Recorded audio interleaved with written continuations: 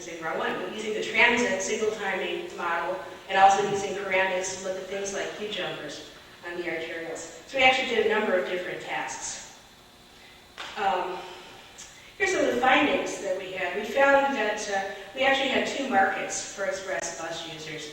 In most corridors, the people who were going to work on express buses or using these buses during peak periods were pretty affluent. They were people who were making $75,000 to $150,000 a year.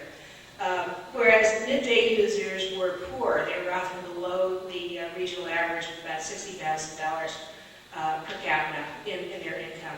And it varied by corridor. There were some corridors where there's a lot more poverty among the users than there was in others. Now, the users' key concerns that they expressed about the service that they were getting were something that I think people who study travel behavior would say makes a lot of sense.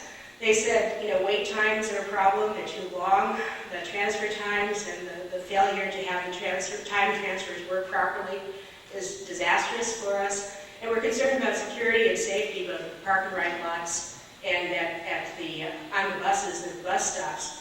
And they really weren't just concerned about in-vehicle travel time, even though that was an issue for legislators and for Caltrans and MTC. The users basically said, once we're on the bus, it's not so terrible.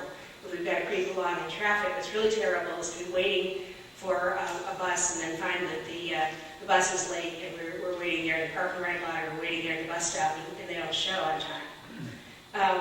Cuts in feeder service, as I mentioned earlier, were increasingly a problem, and that's why we decided to study these first and last mile options.